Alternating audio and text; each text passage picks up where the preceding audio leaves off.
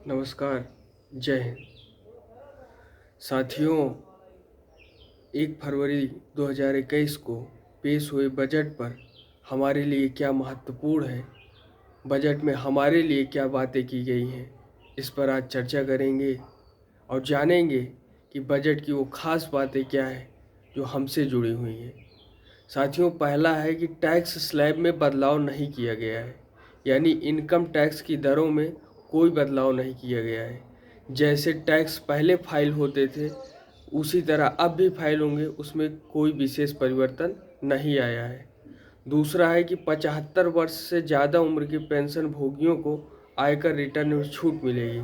जो 75 वर्ष से ज़्यादा उम्र के लोग हैं उनको पेंशन में आयकर रिटर्न भरने से अब छूट मिल रही है, उनको छूट दी जाएगी।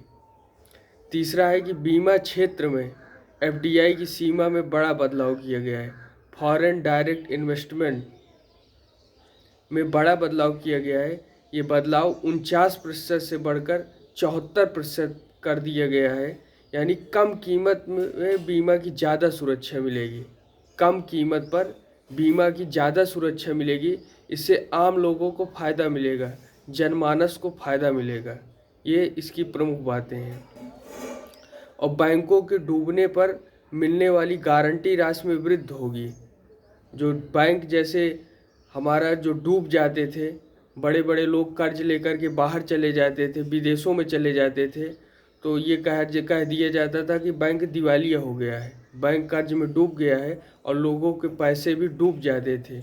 अब उस राशि में ऐसा होता था कि अगर बैंक डूब गया है तो हर किसी को 1 लाख तक मिलेगा पैसा, बाकी पैसा नहीं मिल पाएगा। अब उसकी जो है दरें बढ़ा करके 1 लाख से बढ़ा करके 5 लाख कर दी गई है।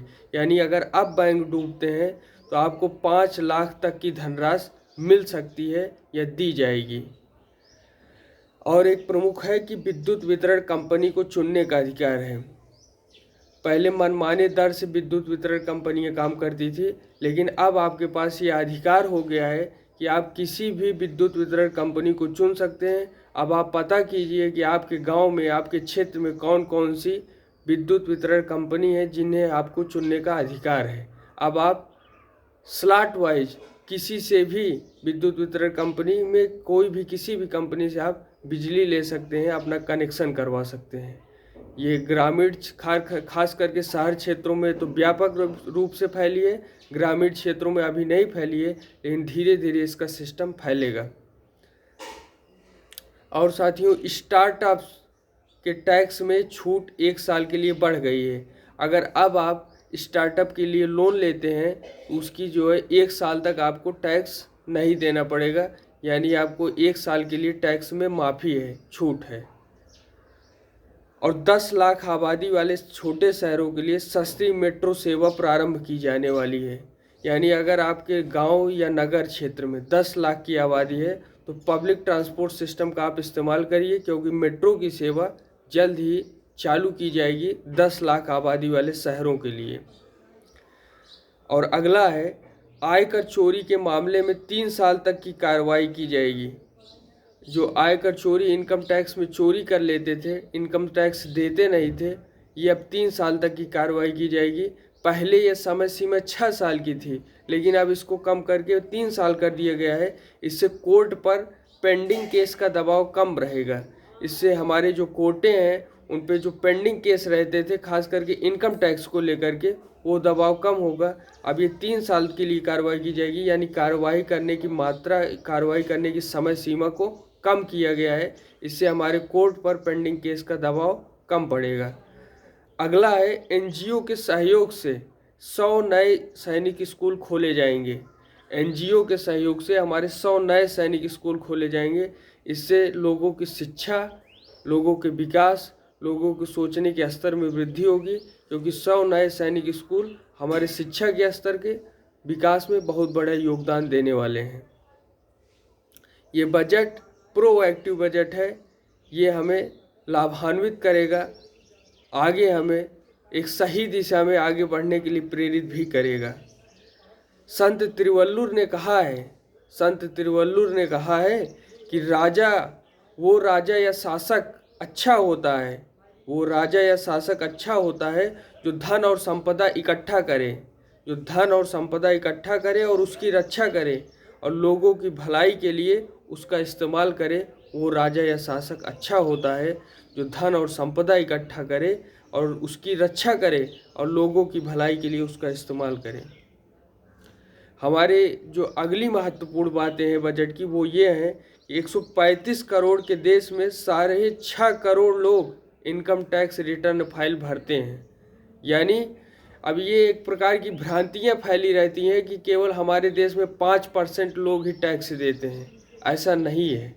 हमारे देश में जो व्यक्ति भी बाज़ार से अपनी सेवाएं लेता है, बाज़ार से कुछ खरीदता है, बाज़ार से कुछ बेचता है, वो सभी टैक्स के दायरे में आते हैं, टैक्स देते हैं। टैक्स के माध्यम से हमारे देश के बजट में उनका भी योगदान रहता है। ये बातें भ्रांति क्या है कि सिर्फ 5 लोग, ये बात अलग है कि 5% लोग ही इनकम टैक्स रिटर्न फाइल भरते हैं, जबकि हमारे देश के हर नागरिक बजट में योगदान देता है, टैक्स देता है। अगर वो बाज़ार से नमक खरीदता है तो नमक पर भी टैक्स है, कपड़ा खरीदता है तो कपड़े पर टैक्स है, कोई भी सामान खरीदता है तो उस पर टैक्स अदा करता है। और देश के बजट में, देश के विकास में प्रत्येक भारतीय का योगदान है। इसमें कोई भी भ्रांति का विषय नहीं होना चाहिए। अगला है कि 15,000 आदर्श स्कूल स्टार्टअप्स को 2022 तक टैक्स में छूट है। 15,000 जो आदर्श स्कूल हैं स्टार्टअप के लिए, उनमें 2022 तक उन्हें टैक्स में छूट मिलेगी। यानी शिक्षा के लिए अगर आप लोन लेते हैं, स्टार्टअप के लिए लोन लेते हैं, तो आपको 2022 तक टैक्स में छूट मिली हुई है। अगला है कि 1 करोड़ नए परिवारों को रसोई गैस का मुफ्त कनेक्शन मिलेगा। 1 करोड़ परिवार को जो हमारा उज्ज्वला योजना है उसके तहत रसोई गैस का मुफ्त कनेक्शन मिलेगा। दालें महंगी कर दी गई हैं, पेट्रोल डीजल में थोड़ा दाम में वृद्धि हुई है। बाकी सस्ते कृषि उपकरण मिलेंगे, यानी खेती किसानी के लिए आपकी जो उपकरण हैं वो सस्ते कर दिए गए हैं। बाकी मोटा माटी देखें तो ये बजट सामान्य स्तर से हमें लाभान्वित करने वाला है। ये बजट अच्छा है, इस बजट में यथार्थता है, सच्चाई है और ये बजट देश के विकास में योगदान देगा, हम लोगों को लाभान्वित करेगा। देश की तरक्की के लिए ये बजट काफ़ी अच्छा है।